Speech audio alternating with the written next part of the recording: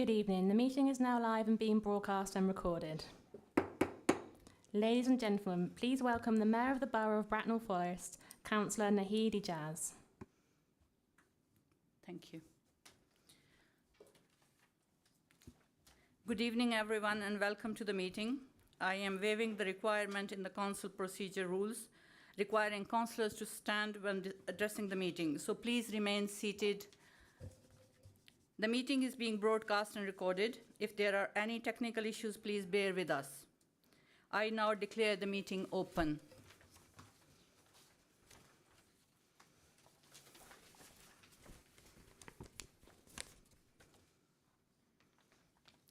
Are there any apologies for the absence? I have received apologies from Councillors McLean and Welch. Thank you. Do we have any other apologies? Please raise your hands and I will come to you in turn. Thank you. Councillors joining remotely, please turn on your microphone and state that you're present when I call your name. Anyone who does not respond will be recorded as giving their apologies. I understand we only have one councillor joining us online, and that's Councillor Karim. Can you confirm you're online?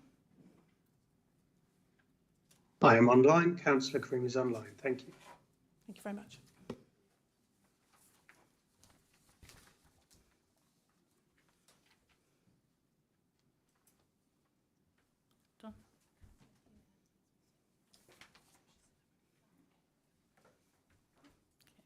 Thank you. Agenda item 2 is to recommend for approval as a correct record the minutes of the annual council meeting held on 24th of May 2023. Before I ask Councillor Templeton to second the motion, please indicate if you have an issue with the accuracy. Yes, Councillor Gilby. Councillor Gilby, under item 3 of the minutes, it refers to King Charles II. Now, unless we've gone back to the Civil War whilst I've been sleeping, that of course should refer to King Charles III. Thank you, Madam Mayor. Thank you, Councillor. Recorded. Thank you. Deputy Mayor, has anyone joining remotely indicated that there is an issue? No. Thank you. Thank you, Councillor Templeton. Are you happy to second the minutes as a correct record? I move that they are accepted as a correct record. Thank you. As nobody has indicated that they have an issue, those are agreed. Agenda item 3, declaration of interest. The full text of declaration of interest is set out on the agenda papers at item 3. Does any councillor have a disclosable pecuniary interest or any affected interest to declare? Please also declare the nature of the interest. Yes, Councillor Abraham. Councillor Christoph Eberle, I have to declare an affected interest. I'm employed by a business who does from time to time deliver engineering services to Thames Water, and I'm employed by the business and participate in such business. Thank you. Are there any other interests? No? So we just carry on. Okay. Deputy Mayor, has anyone joining remotely indicated that they have an interest? No. Thank you. Now we come to agenda item 4, which are Mayor's announcements. Hannah, to move the slides.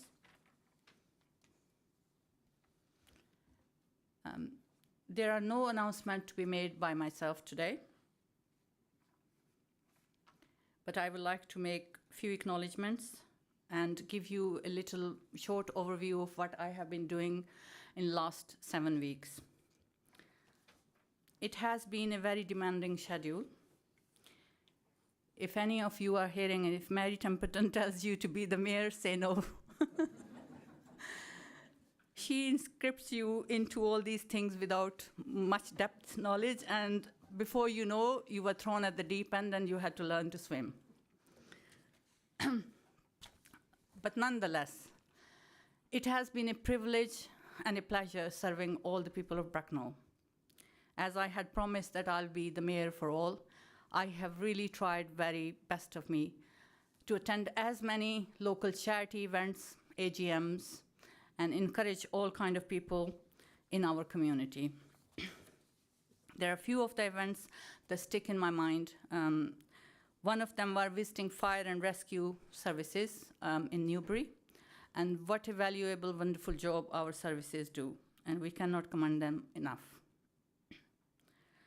Locally here in Bracknell, Home Start Charity had their 30 years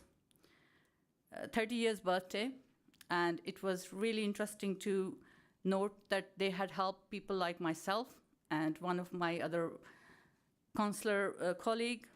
And so that brings you a message home that how we are all in need of help at time to time. And they're a wonderful organization working here in Bracknell, and army of volunteers from the community that are there to help you and support you and see you on your way, as I prove sitting here today.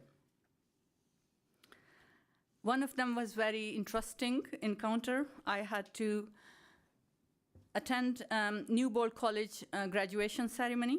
Now, as you know, Newbold College is a Christian ministry college. Education is based on Christian teaching, and here it was a Muslim mayor of Bracknell giving them certificate. But it was so wonderful and so beautiful because we all share too much in common. More than differences, we have more things that unite us, and that was very nice to learn. Citizenship ceremonies have been also another very valuable service that a mayor undertakes. You meet so many nationalities. Last time the count was 13 different nationalities coming together and accepting British citizenships and making Britain and Bracknell their home. Cultures and Communities Day, recently held by Bracknell Forest Borough Council, was a very commendable effort to bring so many communities of Bracknell together through food, music, dance, and it was a wonderful day. And I cannot thank everybody who put an effort towards it enough. Some of the events that I attended, I was accompanied by two lovely councillors, Councillor Pickering and Councillor Watts, and I thank them for their help towards me. That is all from me. All in all, I have attended 25 events, 3 more to come before the month is over. So that just gives you an overview of what I have been doing. Thank you very much.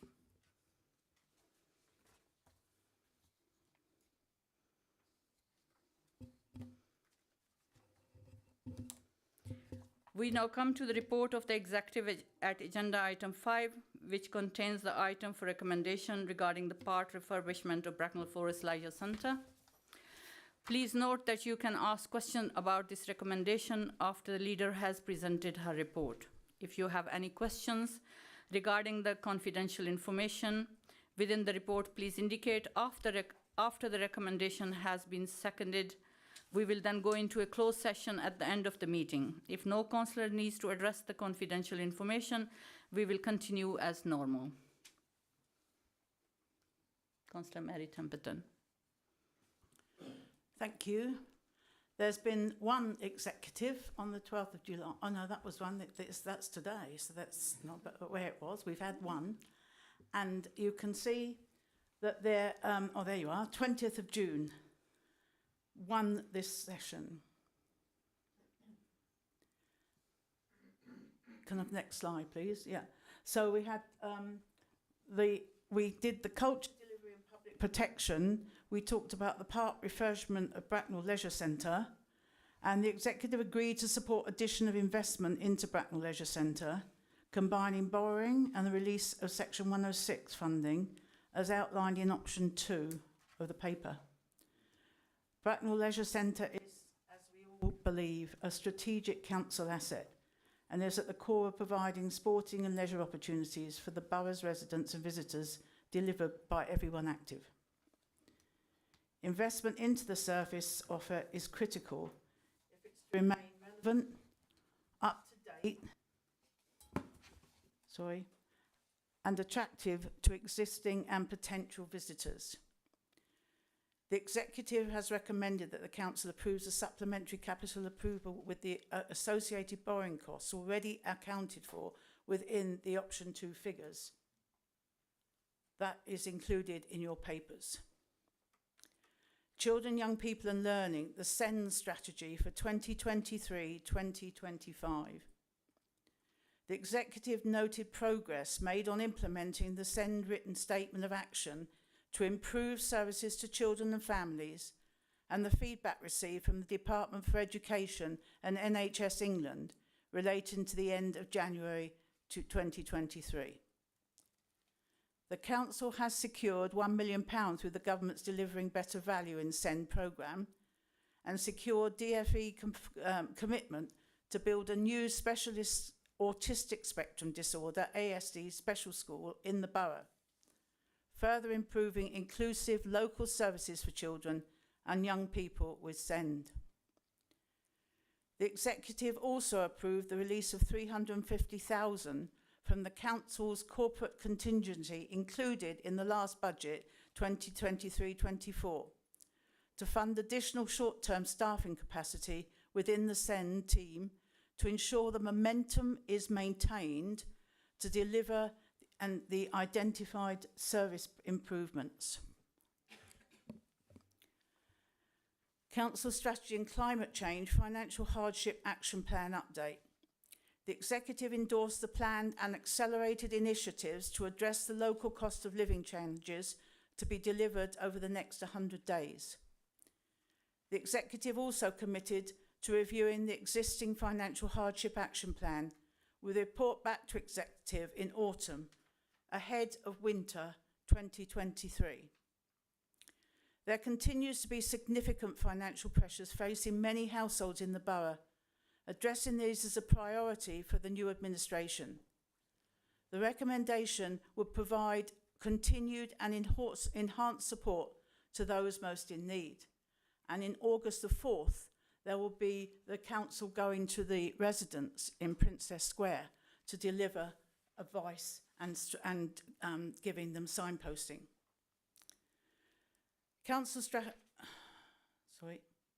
The Council Plan Overview Report. The Executive noticed the performance of the Council over the period from January to March 2023 highlighted in the Overview Report.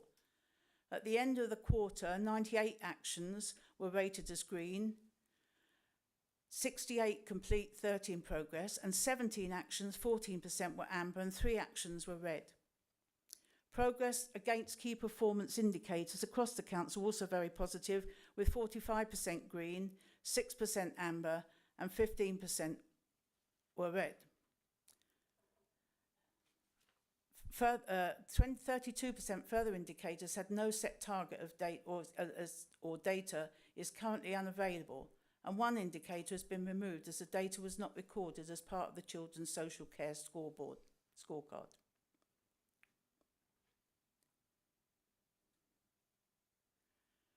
The Executives approved the Strategic Procurement Plan for the Oplarden Way development. This will tender the appointment of a main contractor under a traditional building contract to create up to 7 new temporary homes. The Executive also agreed to delegate the award of the works contract to the Executive Member for Finance and Business Change in consultation with Executive Director Delivery. This was sort of agreed in February 23. The Executive approved the capital expenditure for the implementation of temporary homes facility. This would be a council-led development to provide up to 7 new temporary homes to homeless households. It would include a mix of single-person and family homes, which would be provided at affordable rents. Work is currently underway to develop the new council plan. The council plan sets out our vision and strategy for the next 4 years. And this refresh enables us to ensure it reflects our commitments to residents. It will incorporate the insights from council staff and local data.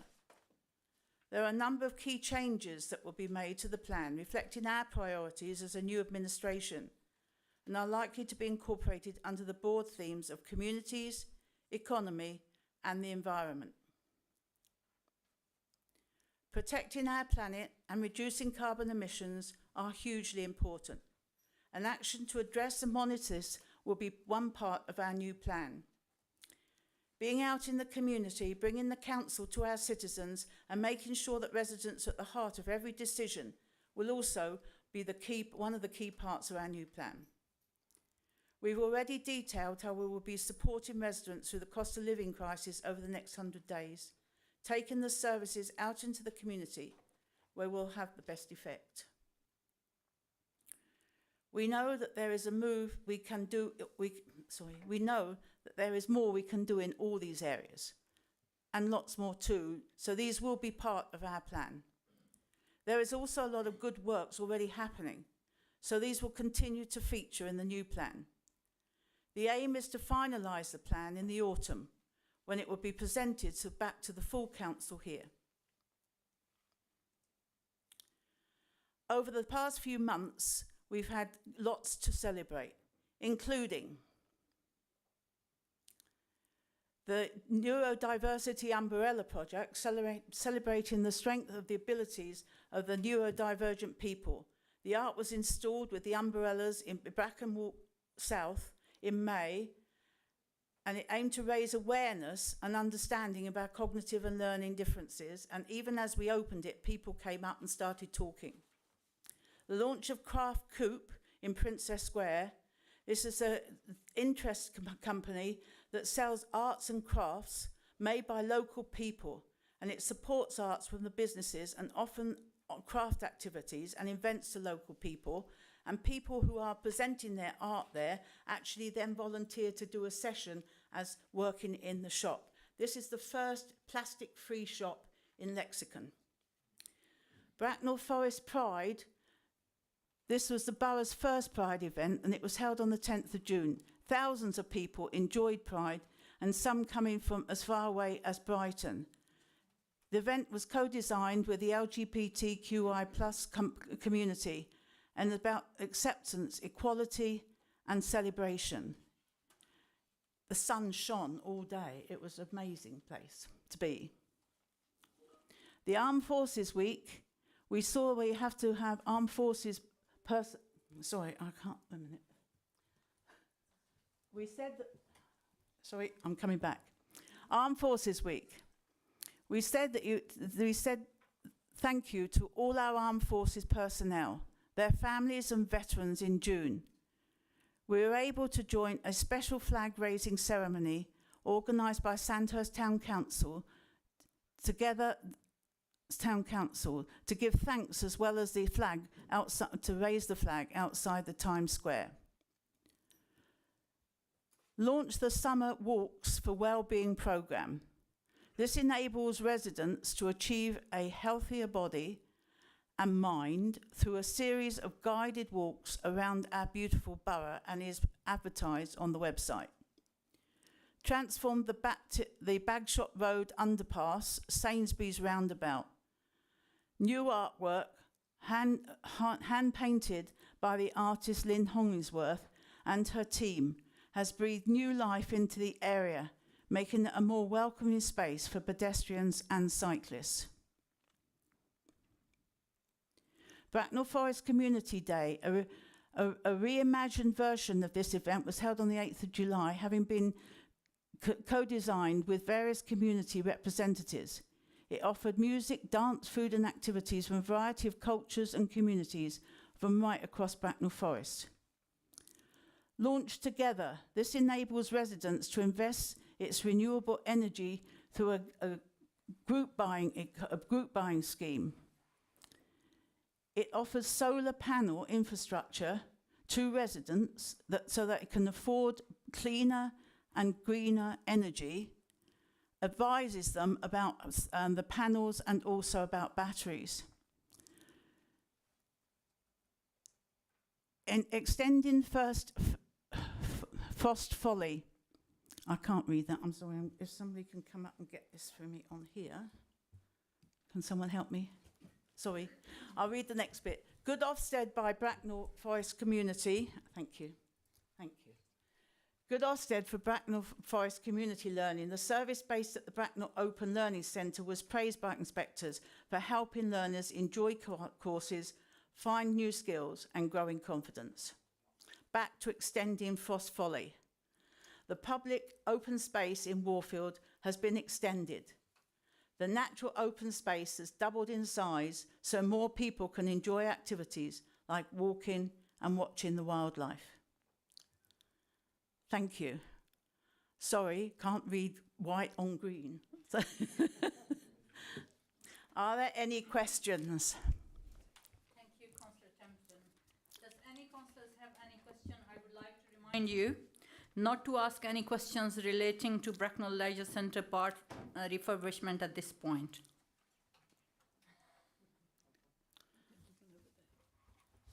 Sorry. Well, just, I think there was a hand on that hand. Okay, there was Councillor Harrison first, please. Thank you, Madam Mayor. And I'm tagging this onto refurbishment, but I won't say anything about the amounts involved and that, so don't worry about that. My question is that the executive has suggested that we spend a significant amount of money on Bracknell Leisure Centre. We're all very aware that that was built in the 1960s, I think, so it's a very old building. It has certain issues with the structure and certainly the design. What plans do the administration have to consult with the public on designing a new leisure strategy for Bracknell Forest so that the facilities that we have in the pipeline in the future are actually what the public want? Can you please hold on to this question until after the presentation about that? Thank you. Councillor Bernard, you had a question? Thank you very much, Madam Mayor. Thank you very much, Councillor Mrs Temperton. My question is about the £350,000 welcome investment for short-term staffing in SEN. Now, the investment's great, and it's something that I know that will really help that.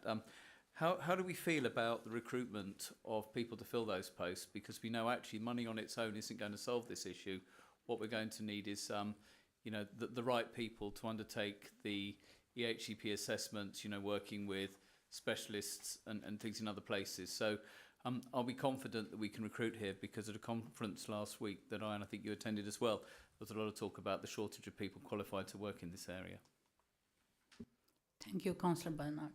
We're out to employ people to do this job. As you say, it might have problems because there is a lack of there is a problem in recruiting people for special. But this isn't, and at the moment, I believe, if my executive director can reply in full, I think that is going well. But I'd like to give you a full update of what is happening. It's much more positive than in other areas. Thank you. Can I ask a supplementary then? Okay. Can I please request people to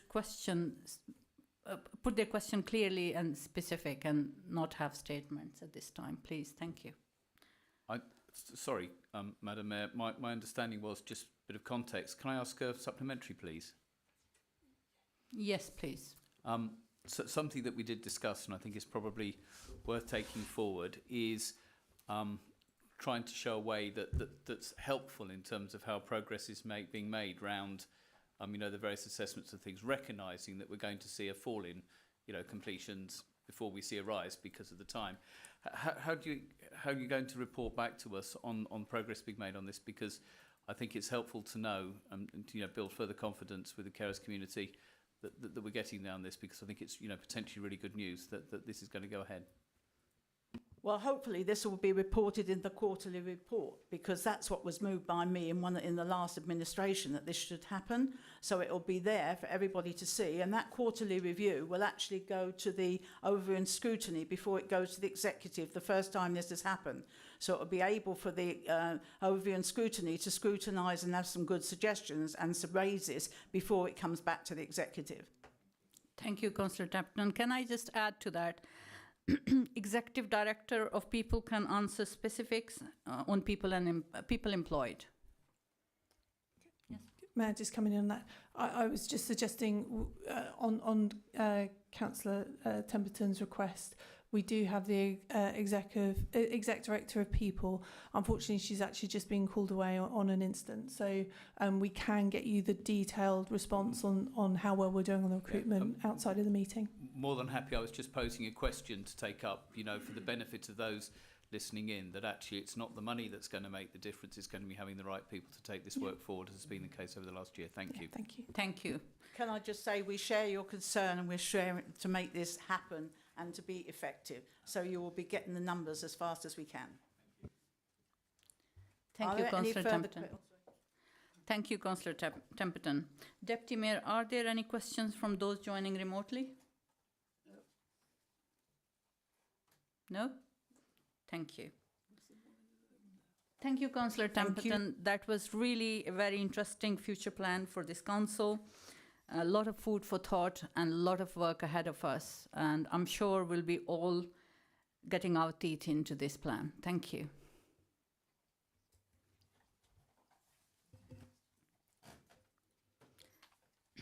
We now come to recommendation on page 9 of the agenda report relating to the part refurbishment of Bracknell Leisure Centre. Councillor Jeffries, would you like to move this recommendation?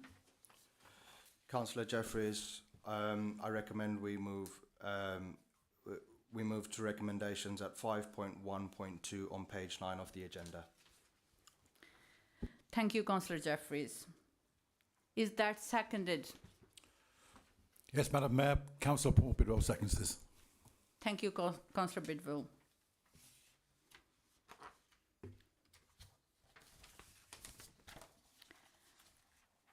Before we move on to debate, I would like to remind you that we need to move into closed session if anyone wishes to debate contents of the exempt appendix due to the possible disclosure exempt information.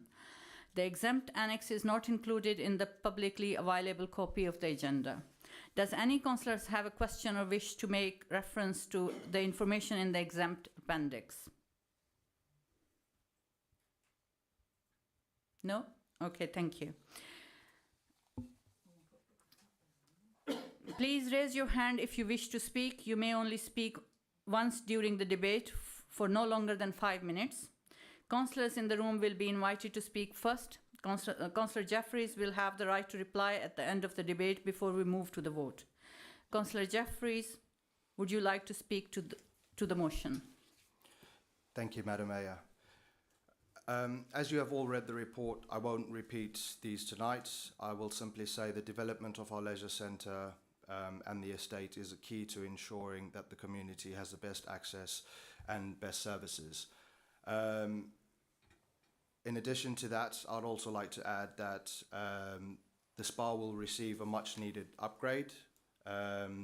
During these works that are carried out, the leisure centre will remain open, and 78% of this funding is coming from Developer 106, Section 106 funding.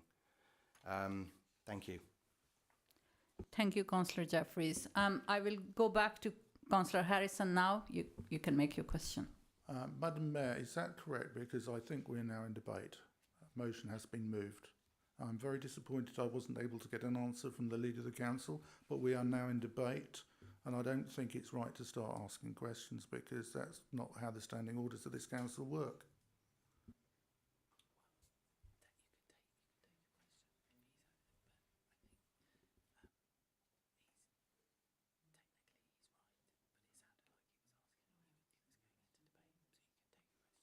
Okay.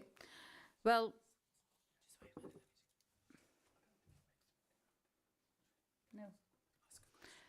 no. You can still ask the question. Thank you.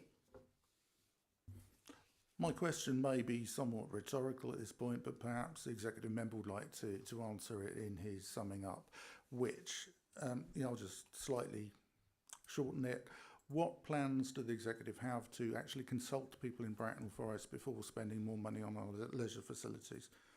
I will speak to the motion as well, Madam Mayor, and actually I will support the proposal that's been put before us. People might wonder why are we spending a lot of money on a leisure centre that is of a certain age and You know, we all know it's well over 50. Sometimes things over 50 need a bit of work doing on them. It's as many of us know, but it's an important investment, and it's something that we will benefit from as a community. This is, as I understand it, a short-ish term, a medium-term investment in the facilities we now have. It doesn't take away the need for us to plan for a much longer-term future for our leisure facilities in the borough. If we're looking ahead 20 years, you know, the leisure centre is going to cost us an awful lot of money given the age of the building. So we do need to be looking at some sort of investment plan and some sort of vision for the future. Okay. Thank you very much, Councillor Harrison. Would Councillor Jeffries like to reply to that? Yes, thank you, Councillor. We are focused on the first stages of support for the current structure, but we will be bringing forward a sports and leisure strategy which will include the replacement of the current Bracknell Leisure Centre. Thank you. Thank you, Councillor Jeffries. I saw Councillor... yeah.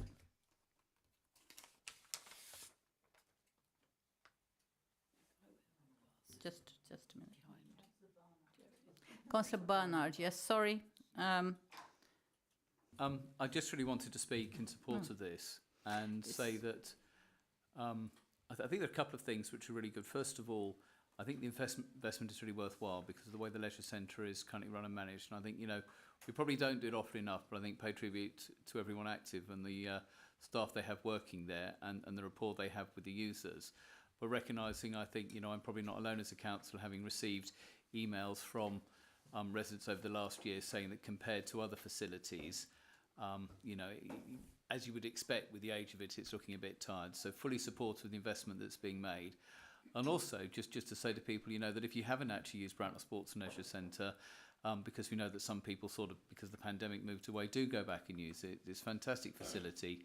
The staff there. Can I request, please, to stick to the questions? I'm mindful of the time. Sorry, Madam Mayor. I'm going to be... Oh, sorry. Okay, so beg your pardon. I thought it was a question again. Sorry. Councillor Barnard, please. Okay. So, in debate, to say that actually it's our opportunity not just to support the investment, I understand. My apologies. No, don't worry at all. No, honestly, that recognise that the investment that we're going to make in the centre, but also, as I was saying, the staff there, and in particular, having been up at the Leisure Centre, spoken to some of the staff there, they're saying for those people that might have drifted away from activities there, you know, during the lockdown over the last few years, to go back, because it's a very welcoming place compared to many local authorities. Not only the facilities in good standard, but also they're accessible and actually, broadly speaking, affordable and available to all compared to many others. And you know, as we think quite a lot about emotional wellbeing, mental health, and the activity and things like that, just to get involved. But really pleased that this project is coming to fruition. I look forward to seeing the proceeds of that. Thank you very much. Oh, thank you very much. Yes, Councillor Templeton. I would just like to say that nothing could ever be produced as far as the sports centre without full consultation of all the residents, because if you did something and you put in place things that are not going to be used, then you aren't wasting money. So there's got to be a full face-to-face consultation, not just an online consultation. We've got to be out there talking to the people and persuading them this is going to be really fantastic, to take ownership, involvement, and really take this on board. So be full consultation. Thank you, Councillor Templeton. Councillor Bidwell, do you wish to speak now or reserve your right to speak later in the debate? Madam Mayor, I'll reserve. Thank you. Does any councillor wish to speak? Deputy Mayor, are there any requests to speak from those joining online? Thank you.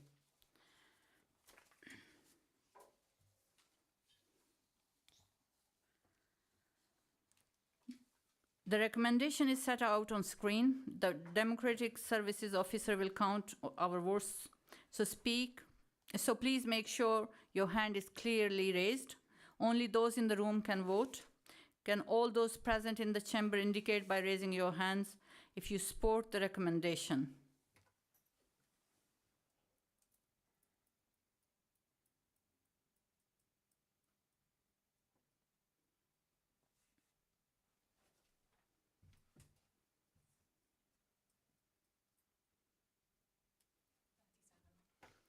Thank you. Any against?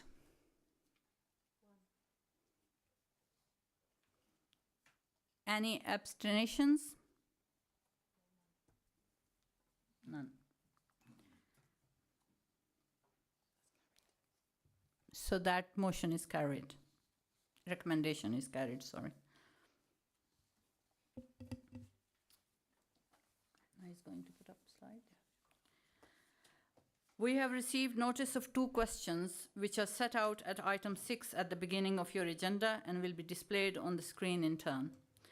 The responses from the relevant executive members to each question has been published as a supplementary to the agenda. Both questions and the responses will be taken as read.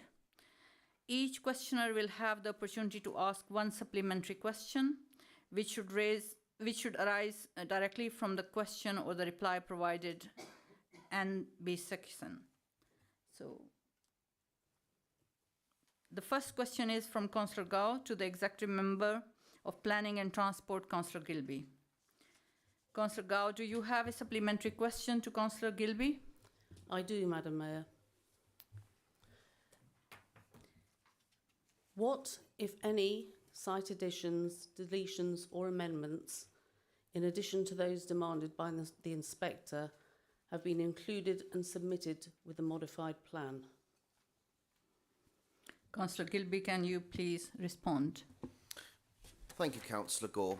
I can confirm that the draft only differs to the original draft under the emerging local plan in as so far as it removes the Gellets Hill site allocation pursuant to the inspector's letter and therefore follows the agreement of the executive in March under the last administration. Thank you. Thank you. Moving on to our second question set out at item 6 at the beginning of your agenda and on the screen. This has been asked by a member of the public, Thomas Parker, to the Leader of the Council. The response from Councillor Templeton has been published and is shown on the screen. Thomas Parker, do you have a supplementary question for Councillor Templeton? Yes. Yes, thank you.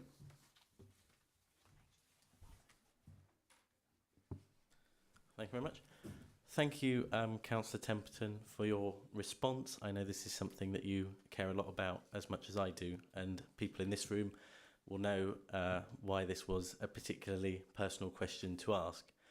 My supplementary question was, in some ways, I was disappointed with the response in that it felt like it was very corporate. And this is something that is important because it obviously involves cultural change. And to make sure that, you know, the behaviours that you and I and many others faced from the last administration and those before, what specific actions will you take to ensure that there's long-lasting cultural change in this place?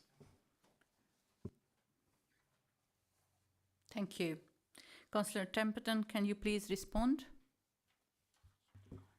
I think the start of it all, when I first opened the first AGM, I talked about the Nolan principles, and I think we have to stand by them.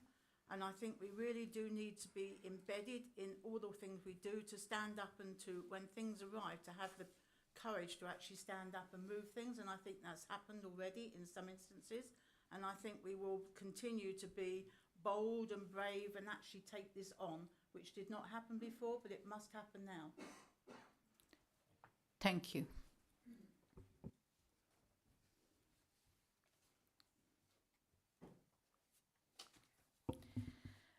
Two motions were submitted under Council Procedure Rule 11 of the Constitution and are set out at item 7 at the beginning of your agenda. Each motion will be moved and seconded, and then we will move into debate. Please raise your hand if you wish to speak. You will only be able to speak once for no longer than 5 minutes. Councillor Councillors in the room will be invited to speak first. Councillor Virgo will have the right to reply before the vote is taken. If an amendment is moved and seconded, the debate will begin on the amendment. Anyone who has already spoken on the substantive motion can speak again on the amendment.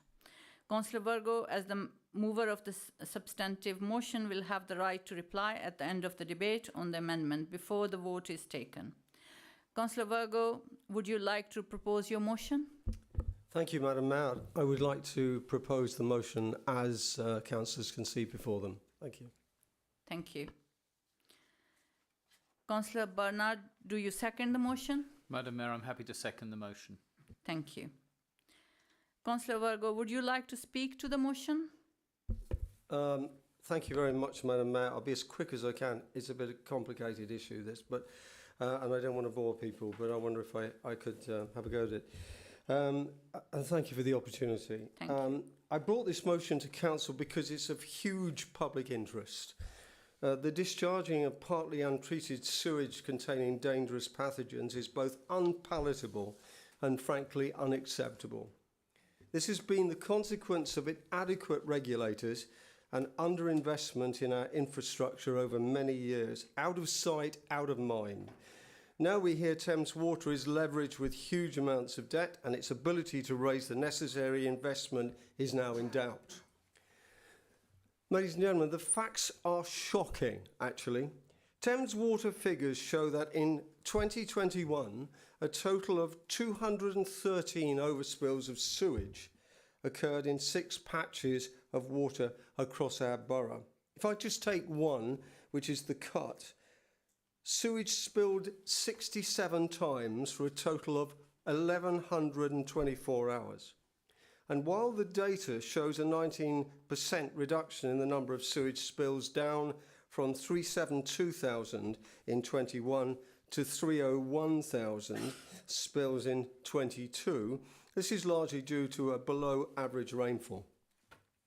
Recently, I organised a visit to Bracknell Sewage Works with other members to see the problems at first hand. And we understood that the plant could treat all foul water produced from the borough for a population of up to 250,000. However, it cannot cope with heavy storms or flash floods, with a lack of storm water tanks capacity to hold before treatment. The problem lies in our ability to separate rainwater runoff with foul water, which overloads the system. And due to the many ageing properties in our borough, a lot of the runoff water ends up in the sewers, and during heavy storms it overwhelms the plant availability to cope, hence the discharges. Increased investment from Thames Water to provide extra holding tanks would improve that situation. And of course, the Weather Bureau tells us to expect more flash floods in the future with the event of climate change. We must separate the rainwater runoff with foul water to make any difference to solve this problem. Now, in the third part of the 210 Water Act, a special agency would have existed within the local authority to control land drainage and with legal powers. It would provide an essential method to manage and approve land drainage schemes and water displacement. And while this was made law in Wales, it was not made law in England. But some good news. I actually had a conversation with Philip Dunn MP yesterday, who is working hard to get this private members bill to level up the Water Act, which is currently going through Parliament. And this includes this: allowing community infrastructure levy, we know it as SIL, to be used for sewage infrastructure improvements. 2, water companies must consult on large developments. 3, remove the right to connect for developers. And 4, new arrangements for SUDs, which I've talked about before, including the use of grey water, very important. Now, a lot of this, Madam Mayor, is with central government, but I believe when it comes to planning, particularly concerned those large developments requiring infrastructure improvements, we can help. Working closely with Thames Water engineers at an early stage, when producing the local plan, would give us information of capacity in the local sewer network and show where improvements must be made before large sites are finalised. Recently, Witney Town Council refused planning permission to 110 residential housing development on the grounds of insufficient local sewage network available to cope. Planning has the ability and legal framework to refuse planning permissions when necessary, and at present Thames Water cannot refuse a developer permission to connect to the existing sewer network. So we must be sure on major developments that the sewer can take extra capacity both to protect the environment and our residents. 40 seconds left. Nearly finished. I know, Madam Mayor, that the Overview and Scrutiny Committee will look at these issues very carefully, and I hope it will make the appropriate regulations for recommendation. Thank you very much, Councillor Virgo. Thank you. Councillor Bernard, do you wish to speak or reserve? I'll reserve at this point, thank you. Thank you. Does any councillor wish to speak? Councillor Forster, thank you. You can remain seated and speak if you yes. Mike Forster. Otherwise, camera won't pick you up. You need to remain seated. Sorry. Mike Forster from Sandhurst. I would like to propose an amendment.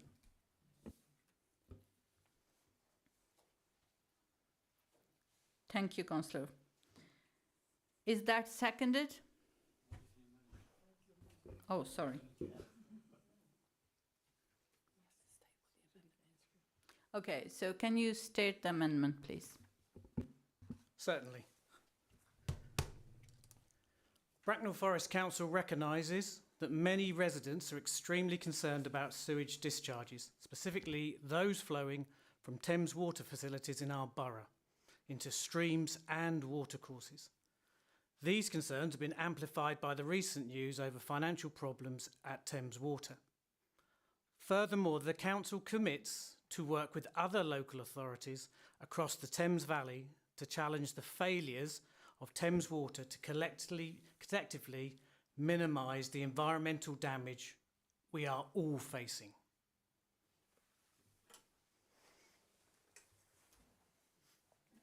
Thank you. Is that seconded? Councillor Christoph Eberle, I second the motion. Thank you.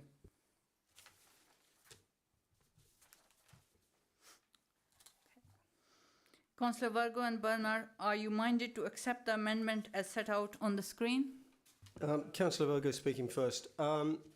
There's one thing that I'm concerned about in that amendment from the councillor, and that is it has to go to overview and scrutiny. Because if it doesn't go to overview and scrutiny, it doesn't properly go through the democratic process in this council, Madam Mayor. I would second those comments, Madam Mayor. I'm happy with most of it, but I'd like to see reference still to overview and scrutiny in that to ensure that it gets the appropriate local scrutiny.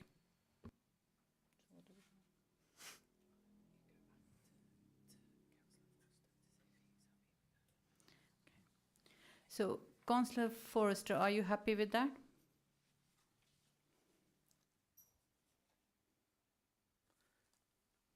No, I'd rather leave it as it is. Okay, we will leave it as it is and we'll debate. Madam Mayor, just to be sure about that, I can't accept that amendment as it's written. Madam Mayor, on the basis that it's not accepted that overview and scrutiny is included, I cannot accept that amendment because I think it's really important that this council uses its procedures, as well as working with other local authorities, it's not replacing it, to actually take this forward. And I would ask the council to consider again, because Thames Water needs to be held to account by this council and others, and overview and scrutiny is a democratically accepted way of doing it, and I would hope that we can include both. I think the rest of it's absolutely fine, Madam Mayor. Okay. As you have not accepted the amendment, we will debate that amendment before voting on whether to accept it. Councillor Forrester, would you like to speak to the motion? I would, please. Yes, please go ahead. So I don't think anyone in this chamber would disagree with the sentiment of holding Thames Water to account and to ensure that our rivers and watercourses are free of sewage. No one is going to disagree with that. But there's some reality that we all need to face, first of all. Our water industry used to be a nationalised entity. And since it's been privatised, it has paid out £65 billion worth of dividends against investment of 60 billion. If we take Thames Water provides water services to over 10 million people, and it provides our services in this borough. It has £14 billion worth of leveraged debt on its balance sheet, and it urgently needs another £1 billion worth of investment. It's got 500 of the 1.5, but it needs another £1 billion. We are a small chink. We are a small component of their customer base. And the reality of it is, unless we think strategically on this issue, we will be fobbed off. Now, I'll give you an example. Wokingham Council, they managed to bring Thames Water into their processes, their democratic processes, as my colleague remarked. And what they got is a relatively junior officer, some PowerPoint and an apology. That doesn't stop the stats that my colleague mentioned early on coming into our water courses. So we have a choice. We can either navel gaze, or we show leadership in our borough, in the Thames Valley area, in Berkshire, and we create the momentum to hold Thames Water to account in a way that just us as an individual council will struggle to do. So what I'm looking for here is support on the idea that we genuinely speak to our colleagues in other councils and we challenge Thames Water at the Berkshire level to make a difference. Because that's the only way that an organisation which quite frankly has lost the respect of the people of this borough. Now let's also be really clear, who's going to pay for this? All our residents. We're going to end up with the most enormous water bills to pay for the work that has gone in those dividends. So we are not, in a cost of living crisis, doing the best thing for our residents by navel gazing. So my amendment asks the council exec, ask the council officers to focus on the strategic aspects of this and to show real leadership for the benefit of all of our residents. Thank you. Thank you, Councillor Forrester. Councillor Aberley, do you wish to speak or reserve? I wish to reserve at this point. Thank you. Thank you. If any councillor wishes to speak on the amendment, then please indicate that you wish to do so, and I will come to you in turn. Okay, Councillor Barnard, please. Thank you, Madam Mayor. I didn't accept the amendment because I think there are two parts to this, and I take great exception to the suggestion that we won't take a strong strategic leadership in this in Bracknell Forest and beyond. This is the sovereign body of this council, and we're sitting here with a motion that seeks to empower the democratic, not navel-gazing, the democratic parts of this council put in by central government legislation to make certain that we hold to account Thames Water. And the reason the motion was worded like that, empowering overview and scrutiny, but bringing this to full council, was because I saw what happened in Wokingham and it isn't going to happen here. And the starting point on that is, and in the speech when I speak later to this I reinforce it, the reason I'm keen that we see the words overview and scrutiny there is because I want our residents to be able to present first-hand to the scrutiny committee here what they have seen, what they have smelt, what the impact of pollution and those sewage discharges have been, as well as the fact that every single resident in this borough already pays two parts of the bill, one for water and one for sewage, and my view is that we should be sending a strong message tonight that we're not paying any more. Absolutely accept the figures that Councillor Foster's put in place, but the issue with that is this motion as amended lets Thames Water off the hook, because what it says is Bracknell Forest is go to work with other councils at a high level. What we can do, the sovereign power of this council, is to make it very clear in this council chamber tonight that we are going to take control of gathering the evidence. And when we have that evidence, when we have the photographs, when we have the written testimony, when we have the evidence of the damage to our watercourses, we can then haul the people in from Thames Water. They're not going to give us a PowerPoint presentation in that setting. They will have to answer the questions, see the photographs, understand the lived experience of residents who on Facebook, who on other social media have shown the impact of this. Because let's be under no illusion that when those discharges go into the rivers, the smell might go away, the water colour may change, but the damage is there forever. The destruction to the silting, to the gravel, to the waterbeds, the eutrophication of parts of the watercourses, the fish die-offs that you see all continue. Now, I'm absolutely all in favour that if we can find a way in this council chamber tonight of actually accepting what the amendment says, but adding to it the power and the authority of the council's processes to take this forward, I would be very supportive. I'm a little bit disappointed that this has happened, because right at the start of this, I actually spoke to Councillor Forster and said, is there any way we could put a joint motion together to actually address this? And that would have been the route to do it. But I was told then, very clearly in an email response, that no, actually, funnily enough, it would be overview and scrutiny looking at this. So tonight, I ask the council tonight to make sure that any motion approved really gives authority to the democratic processes this council has to really, really push hard on this issue, because Thames Water's behaviour is unacceptable. We can talk about changing company structures, debt and things. The fact is climate change means these issues will happen, and while people worry about structures and things along the line, we need to make sure that Thames Water does what it can do in a largely undifficult place to do it, build the capacity to hold that surplus and surge water so that it actually cleans up our watercourses. Thank you very much, Councillor Barnard. Councillor Frost, please. Thank you, Madam Mayor. Councillor Frost. First of all, I want to agree with the principle behind the motions set out by Councillors Barnard, Virgo, and the amendment by Councillor Forster, in that Thames Water is failing the borough of Bracknell Forest, and it is incredibly distressing to see what is going on in the borough. But my point I would like to raise is that Thames Water serves 10 million people across the southeast, London, Berkshire, and across the Thames Valley.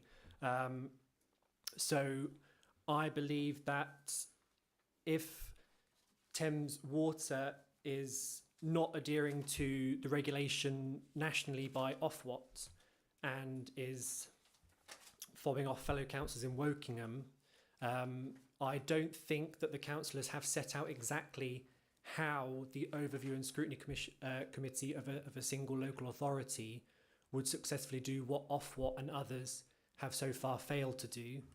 And I think that it would be best, I'm glad to hear that Councillor Virgo has spoken with members in the National Parliament, such as Philip Dunn, and I think it is best they would be best off approaching the national government, because when the Environment Bill came before the National Parliament before, Conservative MPs failed to place legal duties on Thames Water to safeguard against sewage discharge. And I think that the motion as originally put forward kind of maybe has it back to front in that it's placing more duties on the council that perhaps may be unenforceable, and that we should act in a way that does not let Thames Water off the hook. So I think we work successfully with other local authorities in many other areas, and I would like to support the amended motion as put forward by Councillor Forster, because I feel that it's only by working with the other authorities across the Thames Valley that we can have any chance of holding Thames Water to account and taking action that is not simply ignored, because I think that a single local authority cannot do what Ofwat so far has failed to do, and we need to, as set out in this motion, take collective action. But I am glad to hear that the councillors are rightly angry with how our fragmented and privatised water system has failed us, and that it has prioritised shareholders over residents of the borough for far too long. And I think that it will soon come to pass, probably, that Thames Water, given the severe debts and problems laid out, may come into public hands. So I think that I wanted to make that point clear as well. So thank you. I support the motion as amended. Thank you, Councillor Frost. Councillor Virgo, please. Thank you, Madam Mayor. Let's make this absolutely clear. The overview and scrutiny in this council, of which many regimes before the present one have done amazing stuff, and to say that really it can't do very much is clearly not true. It has quite considerable powers, actually, overview and scrutiny, and everyone should be aware of that. And frankly, you can call all kinds of people and actually make quite strong recommendations. Now, Councillor Foster put forward, I think, quite a good motion, actually, and I'm not against that motion. But, you know, the whole point of this, ladies and gentlemen, is not just one person who's going to solve it, not just the Berkshire leaders are going to solve this. The public pressure is going to solve this, because we are sick to death of seeing outfalls in our streams that, frankly, the regulators have done very little about. And they've allowed, as Councillor Foster said, they've allowed companies which are privatised to be leveraged to some huge amount of debt, £14 billion worth of debt. And as I understand it, they've got 750 million of new investment.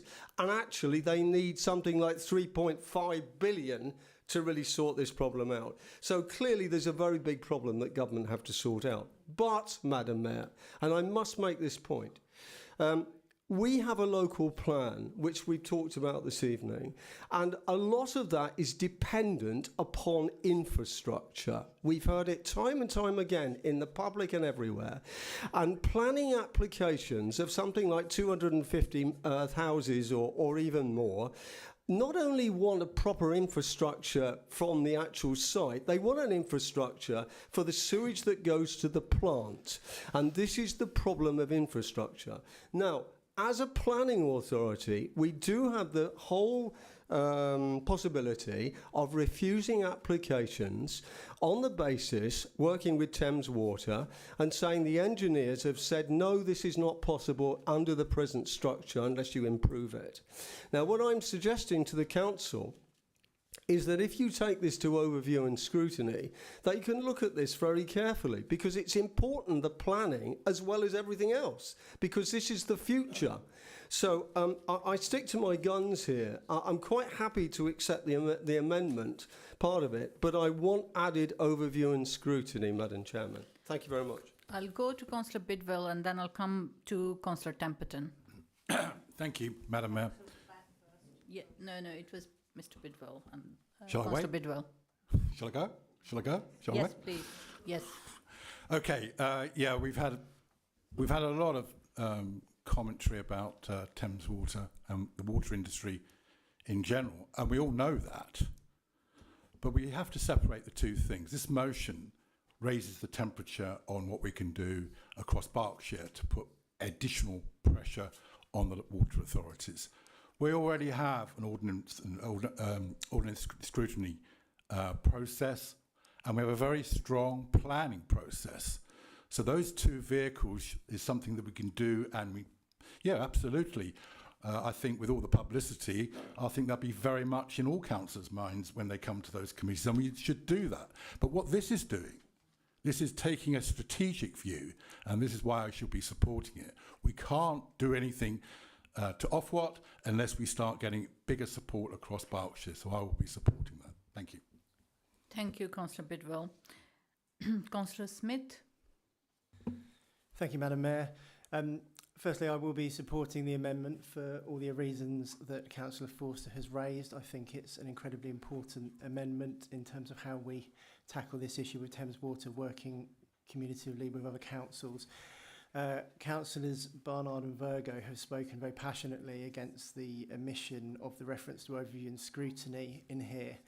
I would like to be clear that the Liberal Democrat group very much commit to tackling this through overview and scrutiny, and we're very grateful to the Labour administration for giving us the chair and vice chair, particularly of the Environment and Communities panel on overview and scrutiny. So it is an issue that we very much hope to bring there. However, it's incredibly important that that particular text is not in this motion for one very simple technical reason, which is that Council cannot make that commitment. Only overview and scrutiny can set its programme of work. So if we were to include that in the motion, we would be making a commitment as Council, which we do not actually have the power to do, I believe, unless the Legal Counsel would advise otherwise.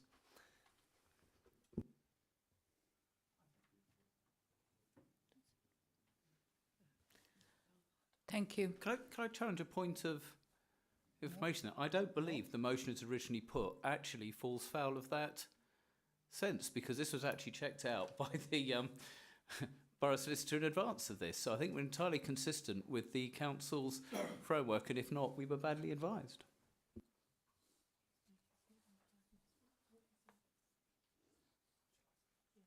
Yes. Yes. Thank you, Madam Mayor. Just to be clear, I think the motion as it stands is really just referring to a commitment. So it's not talking about any specific measures on the part of Council. It's just a commitment and a resolution to work towards a solution. So in terms of the legal powers, I'm a little bit unclear in terms of what Councillor Barnard is saying, but I'm happy to seek clarification if I've mistaken his point. Sorry, if I can clarify that the suggestion there was that it had to be taken out because it was doing something that we couldn't do, where actually all we're doing is working with. So my concern is that the comments made by Councillor Smith misrepresented what the original motion actually said, because at no point are we mandating anyone to do anything. We're making a very clear and careful suggestion in line with the Constitution of this Council, and therefore that the amendment could have been put forward in a somewhat erroneous, with erroneous information. Thank you, Councillor Barnard. Yeah, I would accept the point he's making. It's not a question of making a decision by the Council. It's just really referring to a commitment. So in terms of what the Council can or cannot do, it can pass a resolution or not, as the case may be. Thank you. Thank you. Councillor Templeton? Can I move another amendment which might solve this issue? Not at this stage, no.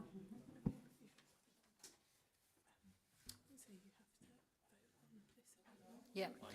First, we have to really sum up and vote on this amendment before we can do anything else. If it's helpful, Madam Mayor, maybe if Councillor Mrs Temperton was to share with us in her speech what she might be thinking about, that might help the Council move forward. Councillor Templeton would love to say what she's thinking about.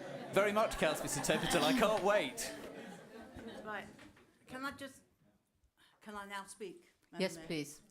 Right, the problem with me is the tightening of regulations because we have no control over it. So with the removal of that, and that is removed from that, so I accept the amendment as far, because we have no control over the tightening of regulations. We can put all the facts, but we have no control over that. So I would like to include the word overview and scrutiny. So it would be them that look at this and look at this as how we then work with the Berkshire Leaders Association and therefore go forward to do it. So my wording is peacemaker. Furthermore, wait a minute, furthermore, the Council commits through the overview and scrutiny to work with other local authorities across the Thames Valley to challenge the failures of Thames Water. So commits to, through the overview and scrutiny, commits through the overview and scrutiny to work with. So therefore that gives us a means of getting this together to say how we're going to challenge and bring in and make the other local authorities support us, because we will not do this on our own. But if we bring it in and we ask for what the investment is for them across the Berkshire, it will be up to the people on the overview and scrutiny to work with and to bring this forward and to make this work. I move that, well. No, please. Can we take turns? Sorry? Yeah, we're... Well, the amendment, could I just mention that this evening... No, please do not speak without permission, because there are people before you with their hands up. Councillor Thompson, please. Okay. Sue is going to clarify the process first, and then I will take everybody's questions and points. Please just be patient. Thank you. Thank you, councillors. Thank you, Madam Mayor. Just to be clear on the process, we are debating an amendment, and so that debate can continue until every councillor has had their 5 minutes, if they so wish. You then have to vote on the amendment to becoming the substantive motion. If that carries, then when it becomes a substantive motion, you can then debate the substantive motion and then make further amendments. So the suggestion, for example, that the Leader of Council has made would be brought in as an amendment at that stage. So I just wanted councillors to be clear on the process to make sure you're debating the right amendment and the right comments. So at this stage, we are debating the amendment as shown on the screen. Thank I hope you. that's helpful. Thank you. Councillor Thompson. Thank you. Councillor Thompson from Owsmore, College Town. As a new councillor, I find it very interesting that the practice in the past has been to put this sort of thing through overview and scrutiny, and is obviously an excellent idea. But as I understand the approach of this council, this body does not ever instruct overview and scrutiny. You didn't say that in the original motion. And I think this is the point that was cleared with the solicitor. And therefore, I would like to consider that we should consider Councillor Templeton's suggestion later on. But at the moment, I am going to support the amendment as it stands. Thank you.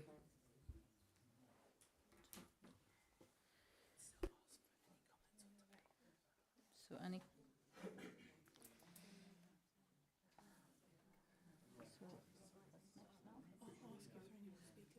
Okay. So are there any other speakers on this amendment? No? Are there any speakers on this amendment online? No. No? Thank you. Does the proposer of the original motion, Councillor Virgo, wish to sum up? I don't want to prolong this discussion. Okay.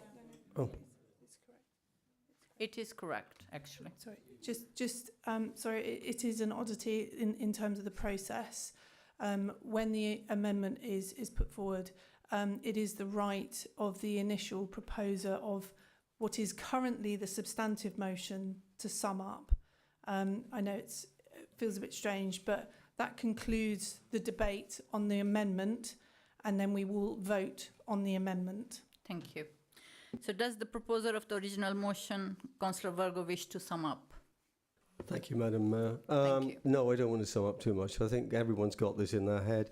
I hope that what we do is saved by Councillor Templeton, actually, and that is that we move forward on the amendment to the original motion, and then we accept Councillor Templeton's addition, and we vote on that, and that's the motion. Thank you very much, Madam Mayor. Okay. Thank you. So now we need to move on to vote. The motion is set out on the screen for a vote. The Democratic Services Officer will count the votes of councillors in the room, so please make sure your hand is clearly raised. Only those in the room can vote. Please raise your hands if you support the motion.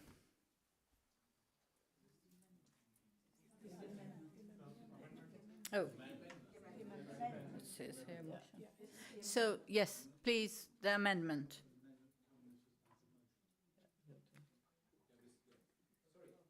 Madam Mayor, can I clarify? We are supporting the amendment to become the substantive motion that we can then further amend should we wish. Yes. Cool, we got there.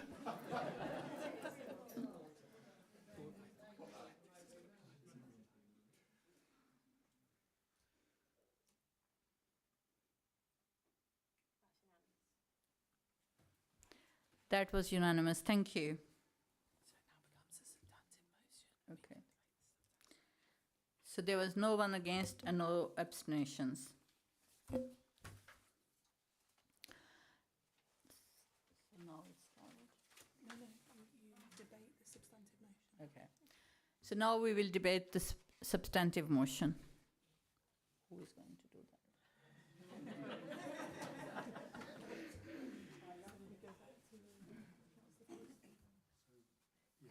So it's going to be.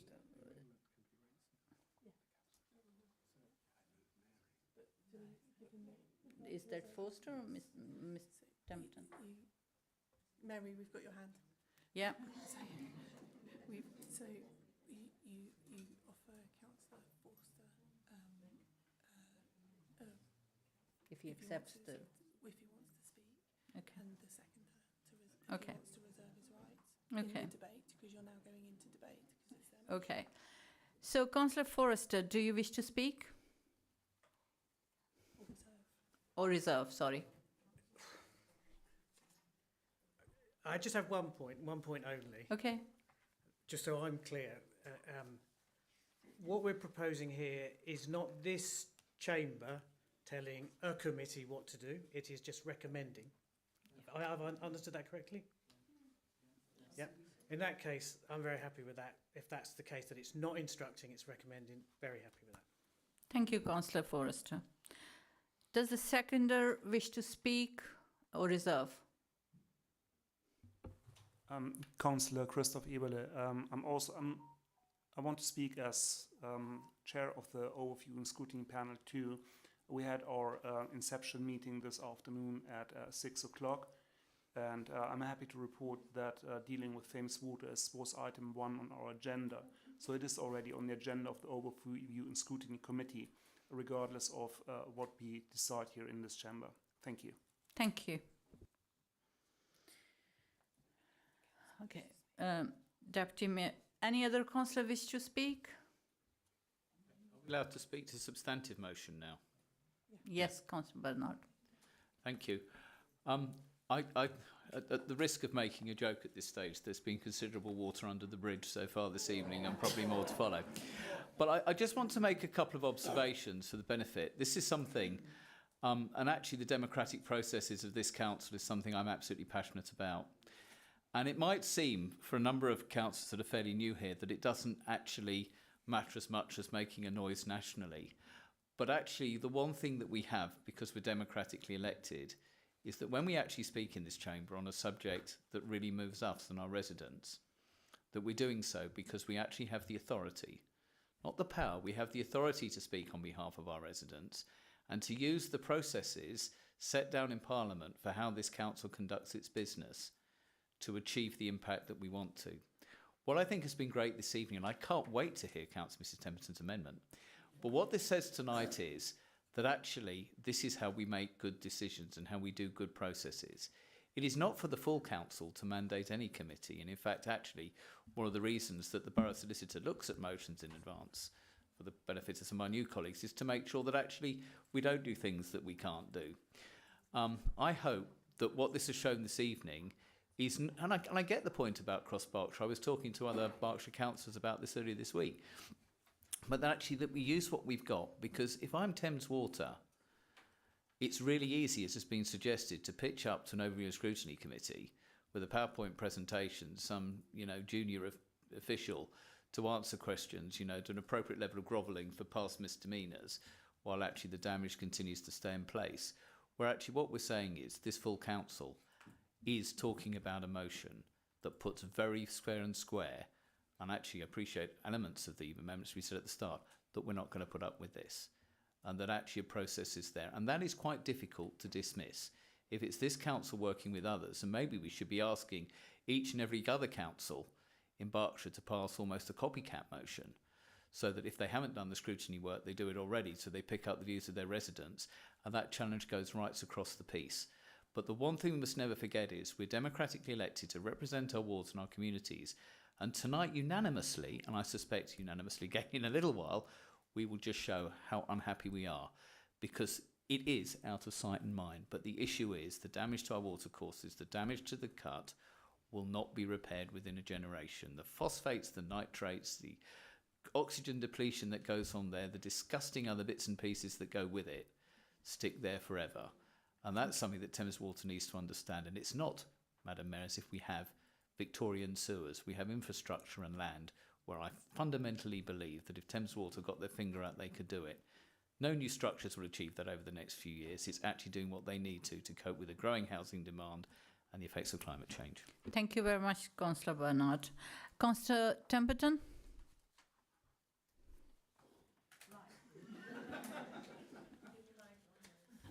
So here we go. Wait a minute, I've got it here.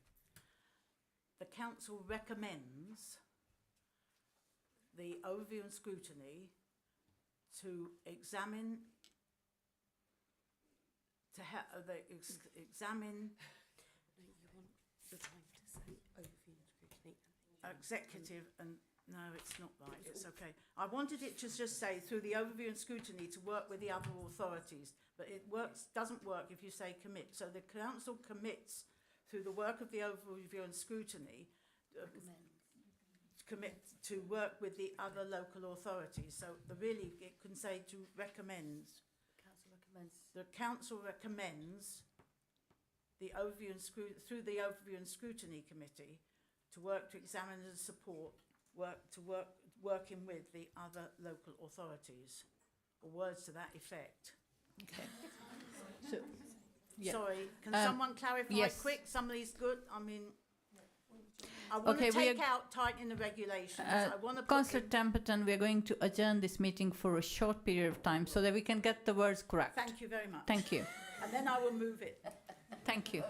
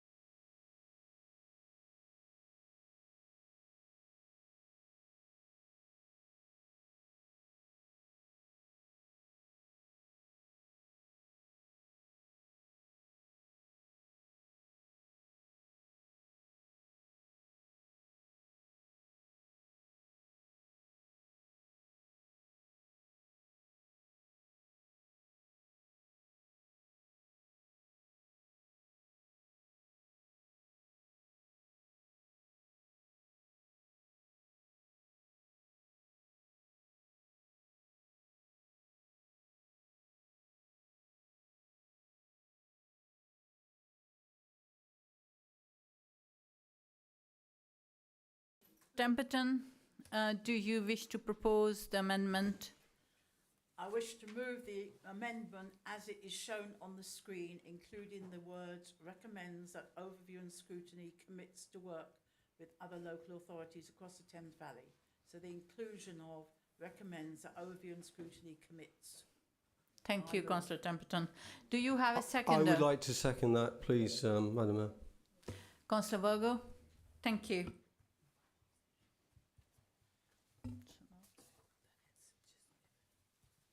Okay.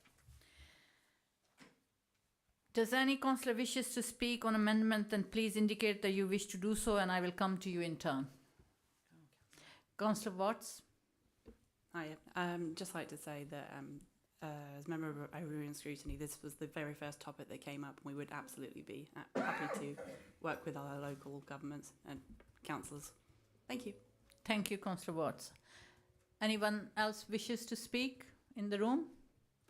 Yes.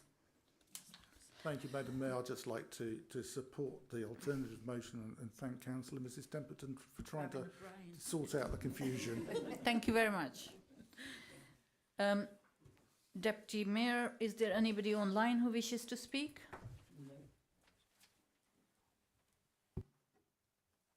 No? Thank you. So now we'll vote on this?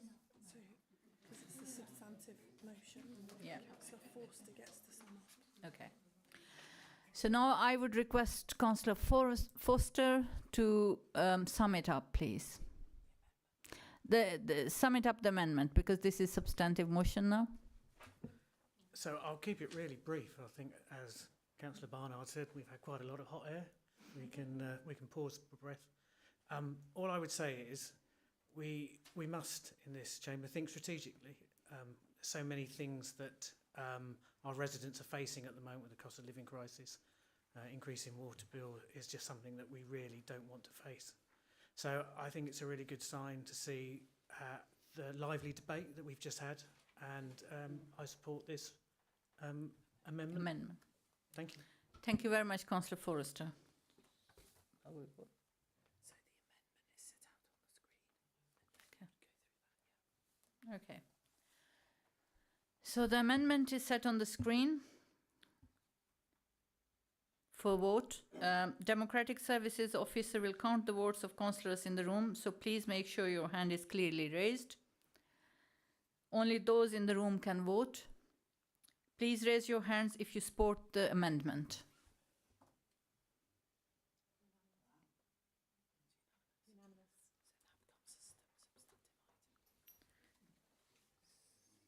Now that becomes the substantive motion. Okay. Now that has become substantive motion. Thank you. That is carried from the new substantive motion. That's it? It's carried.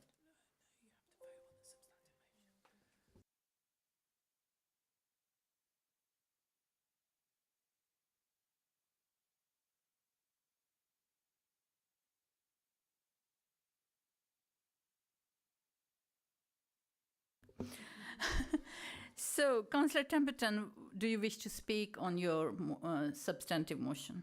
Sorry. No, I think we could put the vote. Okay, Councillor Virgo, do you wish to speak at this point? I wouldn't dare, I think, at this point. Okay, thank you very much. I like the spirit of this chamber tonight.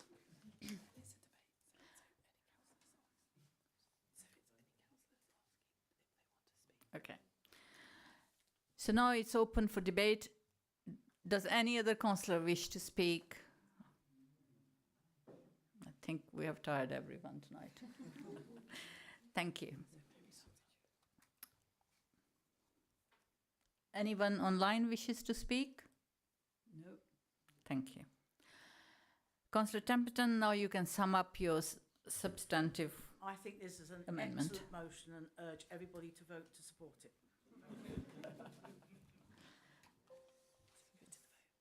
Okay. So now we'll go to the vote.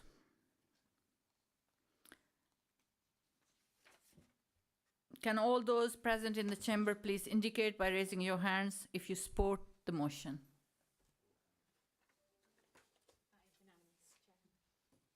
Thank you. So now we are going to move on to... Okay, thank you. I'm really pleased that we have made ourselves proud and exercised our democratic rights tonight here in this chamber. Now we move on to second motion. Councillor Harrison, would you like to propose your motion? Yes, please, Madam Mayor. Go ahead.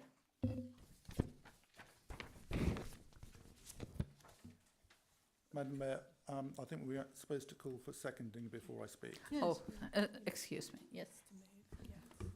More than pleased to second the emotions. You have to move it first and then the seconder. He did. Oh, he did. Okay, sorry. Beg your pardon. Thank you very much. Councillor Hayes, so you have already seconded. Thank you very much. Councillor Harrison, would you like to speak to the motion? Yes, thank you, Madam Mayor. This motion gives us an opportunity to do something real ourselves to protect our local environment in Bracknell Forest. We can put pressure on other organisations such as Thames Water and for what they do, and that's all right and proper. We've had a great debate and we've had a good deal of consensus really as to what we need to do there. But in this case, this is something we can actually do. We have the powers and responsibility to try to tackle this in our own right, and that's why I wanted to move this motion tonight. Fly tipping is antisocial and unsightly. People who dump household or trade waste in our country lanes, rivers, fields, streets, car parks and playgrounds pose a threat to humans and wildlife. They damage our environment and they spoil our enjoyment of our towns and countryside. Fly tipping also undermines good, honest, licensed waste businesses. The illegal operators undercut those operating within the law. Often it's our residents that end up having to pay to clean up that mess through the council tax. But over the past few years, we've had some real progress in fighting back against this blight. In the Public Protection Partnership, ably led by Sean Murphy, we have a team of very committed officers who work hard to protect the public from all sorts of threats, from sale of alcohol and tobacco to underage, and sale of alcohol and tobacco to underage teens, and prosecuting road traders to conducting spot checks on commercial vehicles in joint operations with Thames Valley Police. Over the past 4 years, in response to the priorities I set as an executive member, the PPP created its first Enviro crime fighting post and employed a talented former police officer to forensically examine fly tipping evidence and go after the culprits. In January this year, they secured a prosecution for fly tipping, with the defendant fined a 4-figure sum and awarded costs to the council. This brilliant team also secured some funding through the Proceeds of Crime Act to pay for wireless CCTV cameras and signage to deter fly tipping in a couple of sites in Warfield and Sandhurst that were identified by residents' reports of fly tipping. As a pilot scheme, it worked pretty well, but we need to do more. That's why I'm calling on the executive to provide the funding to roll it out to more sites across the borough with both visible signs and hidden cameras. Residents will tell us where they need to be, but let's keep the fly tippers guessing. Let's make Bracknell Forest a place where fly tippers fear to operate. I move the motion. Thank you, Councillor Harrison. The seconder, Councillor Hayes, do you wish to speak or reserve? Yes, no, I'm not. Let's move the evening on. I'll move in. I'm pleased to second this motion. The environment is dear to my heart, and we're better to make an impact than in our own backyard, our Bracknell Forest. As a society, we produce waste, lots of it. What makes us civilised is the way we deal with it. I am proud that Bracknell Forest has a great track record of increasing the amount of household waste we recycle. Our food waste alone, 6,000 tonne was in the first year, and how we go forward. And the rewards that we've had, we're very good at looking at it. But to do that, we have to collect the waste and deal with it properly. People who tip waste in our countryside and our open land and town are offensive to the majority of our residents who want to enjoy a clean borough and have worked hard with us to help keep it that way. There have been those who try to make excuses for fly tipping. They blame the booking system at the household amenity site or suggest the council should accept DIY to help keep it, get it kept away. There have been those who try to make excuses for fly tipping. Let's be clear, fly tipping is a choice. It is a wrong choice. People who do it should be punished, not excused. Last year, the Joint Waste Partnership provided members with an academic study that showed that charging the DIY waste, for example, has very little impact on whether people fly tip or not. And our experiences back that up.